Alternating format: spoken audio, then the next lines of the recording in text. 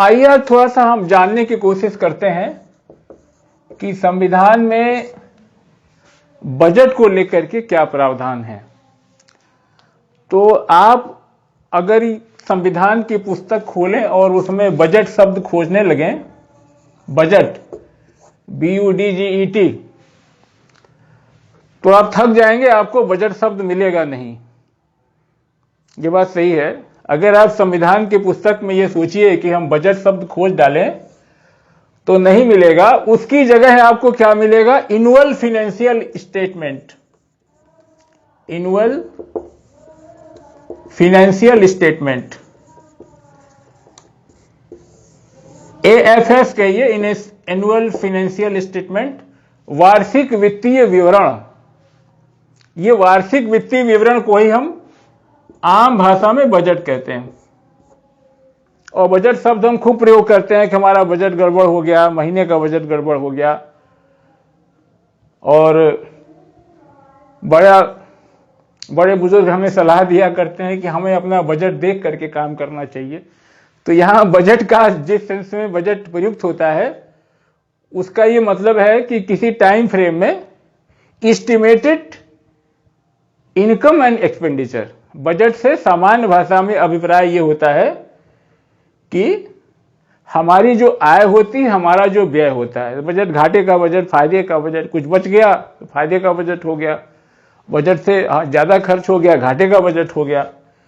तो बजट का मतलब यह है, क्या है? प्राप्तियों और विवरण का, प्राप्तियों और व्यय का, रिसीट और एक्सपेंडिचर का किसी फाइनेंशियल ईयर में जो डिटेल है, जो स्टेटमेंट है, वही जो है क्या है? हमारा वार्षिक वित्तीय विवरण। यानी किसी वित्तीय वर्ष में कुल अनुमानित प्राप्तियां और व्यय।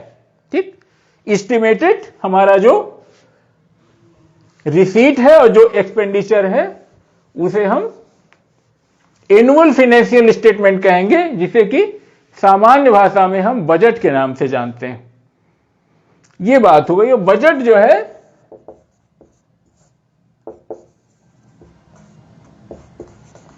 आर्टिकल 112 संविधान का अनुच्छेद 112 जो है बजट को डील करता है। और बजट में ये किसी वित्तीय वर्ष में किस पीरियड का होगा? तो वित्तीय वर्ष का होगा। वित्तीय वर्ष का मतलब 1 अप्रैल कंसर्न्ड ईयर, जैसे 23-24 का है वित्तीय वर्ष, 2023-24 है तो 1/4/23 से लेकर के 31/3/24 तक, यानी 1 अप्रैल से लेकर के 31 मार्च तक का जो हमारा वित्तीय वर्ष के दौरान जो हमारी प्राप्तियां हैं, जो हमारा व्यय है, वो सामान्य भाषा में क्या है? वार्षिक वित्तीय विवरण है या बजट है। लेकिन बजट में इसके अलावा भी बातें होती हैं। जैसे ये होता है कि राजस्व और पूंजी की जो अनुमानित प्राप्तियां हैं, यानी estimated receipt of capital and revenue, राजस्व और पूंजी की अनुमानित प्राप्तियां भी इसमें शामिल होती हैं।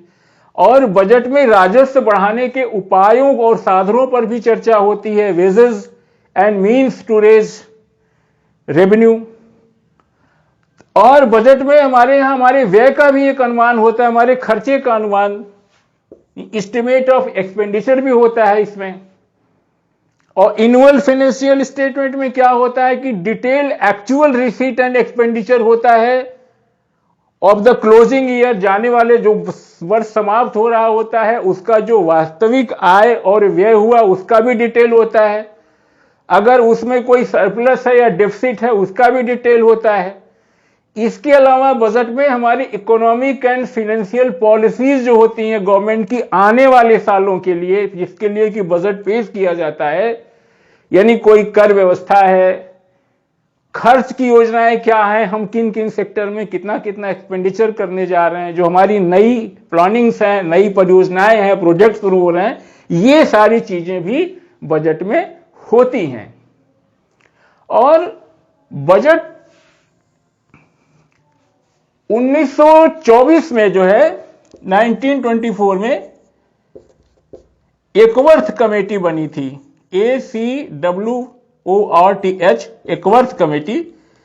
एकवर्थ कमेटी समिति की अनुशंसा पे रेलवे बजट को अलग कर दिया गया था।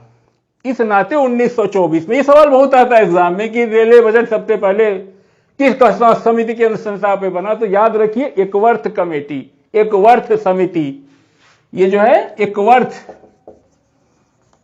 कमेटी की अनुशंसा पे 1924 में जो है रेलवे बजट को बजट से अलग किया गया था। और ये ऐसा इसलिए किया गया कि उस समय रेलवे के लिए संसाधन को जुटाना और रेलवे की परियोजनाओं को लागू करने के लिए बजट में फ्लेक्सिबिलिटी हो, और हमारे जो रेवेन्यू इकट्ठा होते हैं उससे रेलवे का विकास किया जा सके। आपको पता होगा कि 1924 में भारतीय रेलवे की स्थिति उतनी बेहतर नहीं थी, और ये रेलवे बजट की यहां हम चर्चा कर रहे थे, ये 1924 में अलग किया गया था। और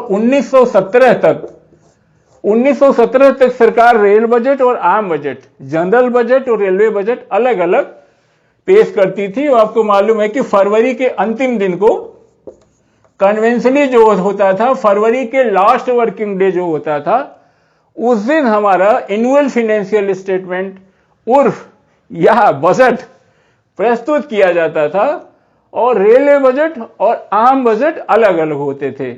बट सरकार ने 2017 से 2017 से रेलवे बजट और आम बजट को एक कर दिया। अब 2017 से हमारा एक बजट होता है जिसको हम कहते हैं यूनियन बजट। अब सिर्फ एक बजट है, कब से? 1917 से वो एक बजट है यूनियन बजट।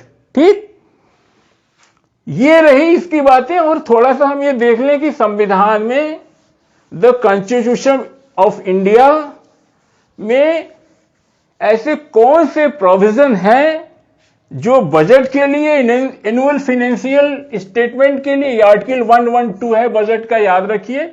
बजट के रिगार्डिंग, बजट इनेक्टमेंट करने के लिए संविधान में जो प्रोविजन है उसको हम इस चार्ट में देख लें। आप जानते हैं कि राष्ट्रपति हर वित्तीय वर्ष में संसद के या कई हाउस के सदन के दोनों सदनों में, लोकसभा में, राज्यसभा में बजट प्रस्तुत कराता है। राष्ट्रपति की ओर से माननीय वित्त मंत्री इसको प्रस्तुत करते हैं। दूसरा प्रावधान यह कि no demand of grant shall be made except on the recommendation of the president. बिना राष्ट्रपति की अनुशंसा की, no demand of grant shall be made, कोई भी जो है अनुदान की मांग जो है, no demand of grant shall be made, नहीं की जाएगी एक्सेप्ट, बिना राष्ट्रपति के रिकमेंडेशन के। दूसरा प्रोविजन यह भी है कि no money shall be withdrawn from the consolidated fund of India except under appropriation made by the law. यानी बिना विनियोग के, बिना विधि के विनियोग, अंडर एप्रोप्रिएशन जिसे आप कहते हैं विनियोग, कोई भी धनराशि भारत की संचित निधि से निकाली नहीं जाएगी। तीसरी बात यह है कि the money will can be introduced in the parliament with assent with the recommendation of president. या कहिए कि no money bill can be introduced in the parliament except the recommendation of the president. पहले ही पढ़ा हमने कि money bill जो है सिर्फ लोकसभा में प्रस्तुत होगा और राष्ट्रपति की सहमति से प्रस्तुत होगा। बिना राष्ट्रपति के सहमति के कोई भी मनी बिल प्रस्तुत नहीं किया जाएगा। और यह भी बात है संविधान में, इसको लेकर के बजट को जो इनेक्टमेंट के विषय में कॉन्स्टिट्यूशन में, कि no tax shall be levied and collected except the authority of law. यानी बिना अथॉरिटी ऑफ लॉ के कोई भी टैक्स, कोई भी कर न तो क्या किया जाएगा, न तो लेवीड होगा, न तो कलेक्टेड होगा, न तो लगाया जाएगा, न संग्रहित किया जाएगा। यानी बिना विधि के प्राधिकार के कोई भी कर न तो आरोपित किया जाएगा, न तो वसूल किया जाएगा। The tax, no tax shall be levied and collected except the authority of the law. संविधान इस तरह की व्यवस्था करता है। और पार्लियामेंट कैन एबॉलिश और रिड्यूस, यानी संसद टैक्स को क्या कर सकती है, अबॉलिश कर सकती है, खत्म कर सकती है, रिड्यूस कर सकती है, मतलब कम कर सकती है, बट कैन नॉट इंक्रीज। यानी संसद कर को बढ़ा नहीं सकती, कर को घटा सकती है, खत्म कर सकती है, लेकिन कर को बढ़ा नहीं सकती। और छठी बात यह है कहिए कि बजट के इनेक्टमेंट के लिए जो प्रोसीजर है वो आप जान गए, मनी बिल जब पढ़ रहे थे तो मनी बिल जो है सिर्फ लोकसभा में प्रस्तुत किया जाएगा, लोकसभा के बाद राज्यसभा में उसको बस इतना ही है कि राज्यसभा अगर कोई चाहे तो रिकमेंडेशन कर सकती है, but is it up to Lok Sabha कि उसको एक्सेप्ट करे या न करे। यानी मनी बिल के संदर्भ में लोकसभा की जो पावर है वो बड़ी लिमिटेड है, सॉरी राज्यसभा की जो पावर है बहुत लिमिटेड है, ध्यान रखिए, लोकसभा की नहीं राज्यसभा की। And Lok Sabha has exclusive power, Lok Sabha को मनी बिल पे विशेषाधिकार है। और ये मनी बिल पता है राष्ट्रपति की सहमति से लोकसभा में प्रस्तुत होगा, राज्यसभा में इसकी सिर्फ ज्यादा से ज्यादा 14 दिन तक इसको रोक सकते हैं, और अगर वापस नहीं करते तो उसी रूप में पारित मान लिया जाएगा। और एक बात और कि Rajya Sabha has no power to vote on the demand of grant. Demand of grant पे राज्यसभा को वोट की कोई शक्ति नहीं है, अनुदान की मांगों पे, हिंदी में कहिए, हिंदी में अनुदान की मांगों पे राज्यसभा को वोट का कोई अधिकार नहीं है। उसी तरीके से जिस तरीके से मनी बिल की बात हो रही थी, अनुदान की मांग पे Rajya Sabha has no power to vote on the demand of grant.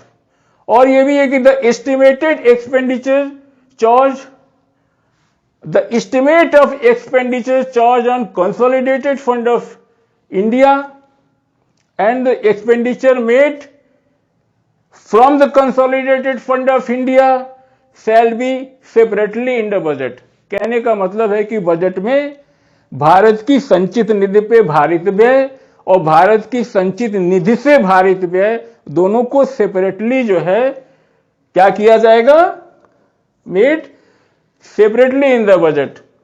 Budget shall show, budget प्रदर्शित करेगा, किसको प्रदर्शित करेगा, द एस्टिमेट ऑफ एक्सपेंडिचर, उस व्यय का अनुमान जो भारत की संचित निधि पे भारित है, और ऐसा व्यय जो भारत की संचित है, इन दोनों पे जो व्यय का जो एक्सपेंडिचर का जो एस्टिमेट है, जो हमारे खर्चे का अनुमान है, वो अलग अलग, वो सेपरेटली बजट में होगा।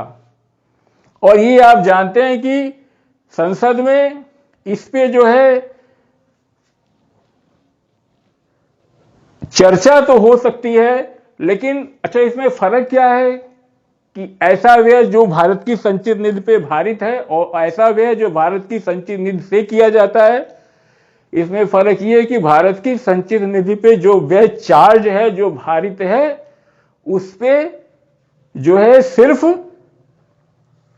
उसको वोट के लिए नहीं रखा जाता, उस संसद में उस पे वोट नहीं, वोटिंग के लिए वो जो charge consolidated fund of India पे जो हमारा एक्सपेंडिचर है वो संसद में वोट के लिए नहीं रखा जाता, यद्यपि उस पे चर्चा हो सकती है, discussion can be made in the parliament, but the expenditure which is charge on the consolidated of fund is not votable. इस पे पार्लियामेंट में वोट के लिए प्रस्तुत नहीं किया जाता। यह भी बजट के संबंध में प्राविजन है।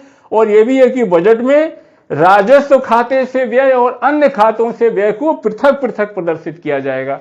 यानी किसी बजट में हमारे जो रेवेन्यू एक्सपेंडिचर है उस खाते से व्यय और अन्य खातों से व्यय को पृथक पृथक प्रदर्शित किया जाएगा। यह बजट के विषय में संविधान जो है इसके इनेक्टमेंट के विषय में, लागू करने के विषय में इतनी बातों को ध्यान रखने की जरूरत बताता है।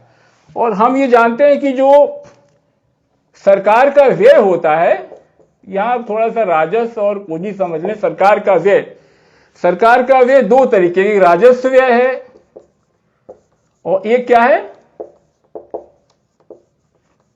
पूंजीगत व्यय।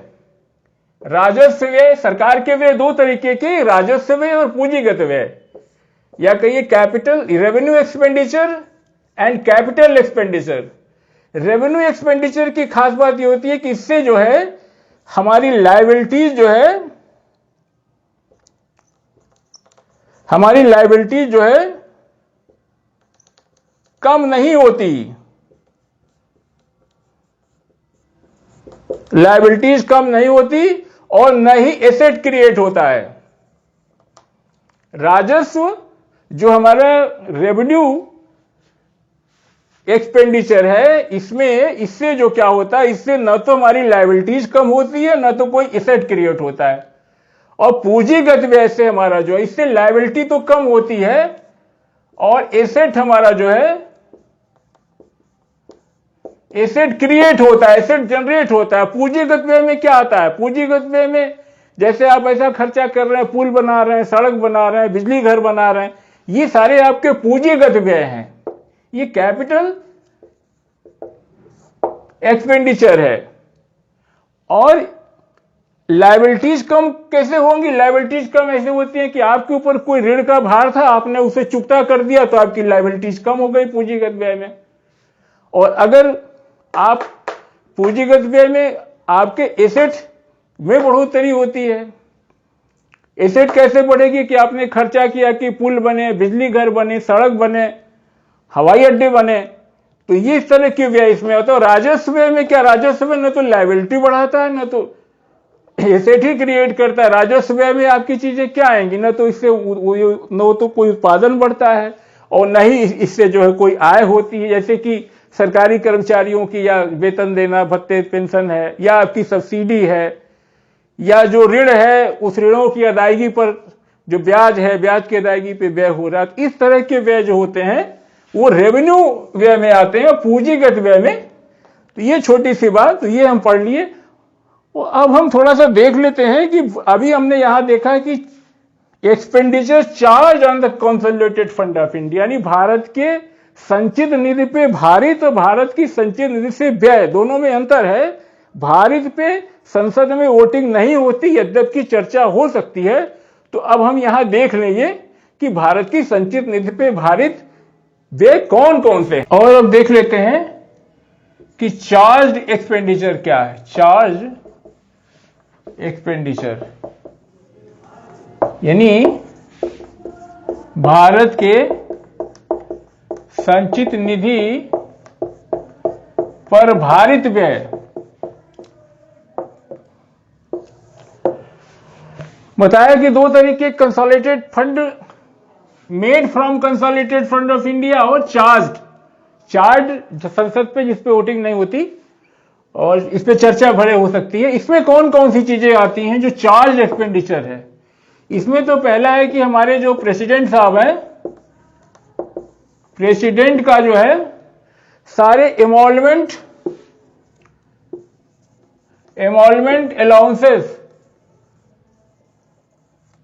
राष्ट्रपति के सारे emolument allowances of the president and his office, यानी राष्ट्रपति के कार्यालय के जितने भी एमोलमेंट हैं, अलाउंसेस हैं, वो सारे जो है इसमें आते हैं चार्ज एक्सपेंडिचर में, सारे इसके ऑफिस के खर्चे। और दूसरा है आपका सैलरी आपकी और अलाउंसेस, याद रखिएगा, ये salary and allowances of Rajya Sabha के हमारे चेयरमैन साहब, डिप्टी चेयरमैन और लोकसभा के स्पीकर साहब और डिप्टी स्पीकर साहब। लोकसभा के स्पीकर, डिप्टी स्पीकर, राज्यसभा के चेयरमैन, डिप्टी चेयरमैन की जो सैलरीज है, अलाउंसेस हैं, जो वेतन और भत्ते हैं, वो जो है चार्ज हैं कंसोलिडेटेड फंड ऑफ इंडिया पे। ठीक। और तीसरी बात ये याद रखिए कि 3 हमारी संवैधानिक संस्थाएं हैं। प्रेसिडेंट का हो गया, 3 हमारी संवैधानिक संस्थाएं हैं। एक है CAG, controller and auditor general. दूसरा हमारे सुप्रीम कोर्ट के जजेस इंक्लूडिंग सीजे साहब। और तीसरी संस्था यूपीएससी, संघ लोक सेवा आयोग, UPSC. All members including chairman, all members including chairman. तो ये जो तीनों संस्थाएं हैं, कैग, यूपीएससी के मेंबर्स इंक्लूडिंग चेयरमैन, और सर्वोच्च न्यायालय सुप्रीम कोर्ट के ऑल जजेस including chief justice of India, इनका जो सैप है, सैप मैंने सॉर्ट कर दिया है, सैलरी अलाउंसेस एंड पेंशन। याद रखिए, ये चार्ज एक्सपेंडिचर में ये तीन संवैधानिक संस्थाएं हैं, कैग है, एससी के जजेस including chief justice of India and UPSC के ऑल मेंबर्स इंक्लूडिंग चेयरमैन, ये सारे की जो सैप है, सैलरी अलाउंसेस एंड पेंशन, ये सारे चार्ज हैं। और यही नहीं, इनके जो इन तीनों ऑफिसर्स के जो एडमिनिस्ट्रेटिव एक्सपेंसेस हैं वो भी कंसोलिडेटेड फंड ऑफ इंडिया पे चार्ज हैं। और तीसरी चीज, इनके ऑफिस में जो लोग काम करने वाले हैं, serving in these offices, serving in these offices, इन तीनों के कार्यालय में काम करने वाले जितने लोग हैं उन सारे की जो सैप सार्ट कर दिया, सैलरी अलाउंसेस एंड पेंशन का, वो भी चार्ज है कंसोलिडेटेड फंड ऑफ इंडिया में। ठीक, ये क्लियर हो गई बातें। और हाई कोर्ट के जजेस की पेंशन, हाई कोर्ट्स के जजेस की पेंशन, तो क्या बातें हो गई enrolment allowances of the president of India and expenditure of his office. दूसरा हो गया आपका salary and allowances of house के presiding officer, deputy chairman sir, chairman sir and speaker sir and deputy speaker sir. ये हो गया charge, salary and allowances, salary and allowances. और इन तीनों संस्थाओं की सैप, salary allowances and pension, CAG की, सुप्रीम कोर्ट के जजेस की और यूपीएससी मेंबर्स की, और इनके ऑफिस में जो सर्विंग करने वाले लोग हैं, serving in these office, in office में काम करते, उनकी सैप अगेन सार्ट कर दिया, सैलरी अलाउंसेस एंड पेंशन का। ये हाई कोर्ट जजेस की पेंशन, ये, और साथ में ये है कि द डेब्ट चार्जेस फॉर, भारत की सरकार से कोई ऐसे डेब्ट चार्जेस है, लाइबल है, इंक्लूडिंग कोई इंटरेस्ट है, किसी तरीके का सिंकिंग फंड चार्ज है, कोई रिडेम्पशन है, ऐसे जो डेब्ट है, ऐसे जो डेब्ट ऑफ चार्जेस जिसके लिए कि गवर्नमेंट ऑफ इंडिया रिस्पांसिबल है, ऐसे जो खर्चे हैं वो भी कंसोलिडेटेड फंड ऑफ इंडिया पे चार्ज होंगे। एंड एनी सम रिक्वायर्ड, ऐसी कोई धनराशि जो अपेक्षित है, to satisfy any judgment, decree और अवार्ड बाय एनी कोर्ट और tribunal, that is chargeable on charge as a charge expenditure of consolidated fund of India.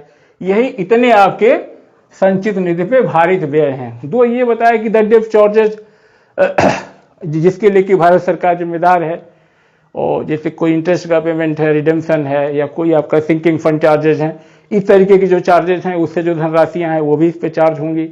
और एनी सम रिक्वायर्ड, इस तरीके की कोई निश्चित धनराशि जो अपेक्षित है, to satisfy any judgment, degree, award by any court और ट्रिब्यूनल, वो होगी। इसके अलावा अगर संसद चाहे तो वो सक्षम है किसी अन्य व्यय को भी भारत की संचित निधि पे भारित चार्ज एक्सपेंडिचर घोषित कर सकती है। That's all about charge expenditure.